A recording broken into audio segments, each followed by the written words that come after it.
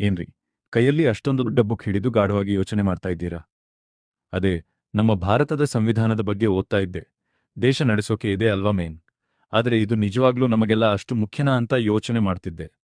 ಖಂಡಿತ ಹೌದು. ಒಂದು ಸಿಂಪಲ್ ಎಕ್ಸಾಂಪಲ್ ಕೊಡ್ತೀನಿ ಕೇಳಿ. ಕ್ರಿಕೆಟ್ ಮ್ಯಾಚ್ ಆಡೋಕೆ ರೂಲ್ಸ್ ಇರಬೇಕಲ್ವಾ? ಅಂಪೈರ್ ಇರಬೇಕು, 4-6 ಔಟ್ ಅನ್ನೋದಕ್ಕೆ ನಿಯಮ ಇರಬೇಕು. ಇಲ್ಲಾಂದ್ರೆ ಮ್ಯಾಚ್ ಗಲಾಟೆಯಲ್ಲೇ ಮುಗಿಯುತ್ತೆ.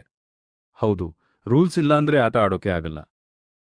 ಅದೇ ತರ 140 ಕೋಟಿಗೂ ಹೆಚ್ಚು ಜನ ಇರೋ ನಮ್ಮ ದೇಶ ಶಾಂತಿಯಿಂದ, ಒಗ್ಗಟ್ಟಿನಿಂದ ಇರಬೇಕು ಅಂದ್ರೆ ಒಂದು ಬಲಿಷ್ಠವಾದ ನಿಯಮಗಳ ಪುಸ್ತಕ ಬೇಕು.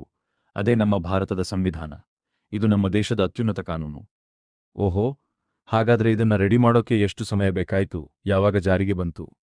ಇದನ್ನ ಸಿದ್ಧಪಡಿಸೋದಕ್ಕೆ ಅಂತಾನೆ ಒಂದು ಬಲಿಷ್ಠವಾದ ಕರಡು ಸಮಿತಿ ಇತ್ತು. ಇಡೀ ಸಂವಿಧಾನ ಪೂರ್ತಿಯಾಗಿ ಸಿದ್ಧವಾಗೋಕೆ 2 ವರ್ಷ, 11 ತಿಂಗಳು, 18 ದಿನ ತಗೊಂಡಿತು.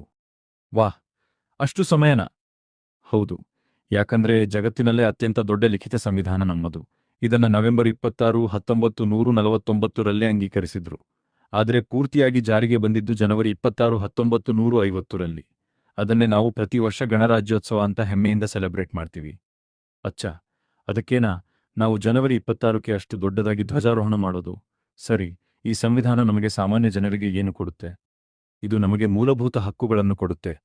ಅಂದ್ರೆ ಸಮಾನತೆ, ಸ್ವಾತಂತ್ರ್ಯ, ಶಿಕ್ಷಣ ಪಡೆಯೋ ಹಕ್ಕು ಮತ್ತು ನಮ್ಮಿಷ್ಟದ ಧರ್ಮವನ್ನ ಪಾಲಿಸೋ ಹಕ್ಕು. ಇದರ ಜೊತೆಗೆ ದೇಶದ ಪ್ರಜೆಯಾಗಿ ನಾವು ಮಾಡಬೇಕಾದ ಮೂಲಭೂತ ಕರ್ತವ್ಯಗಳನ್ನು ಇದು ನೆನಪಿಸುತ್ತೆ.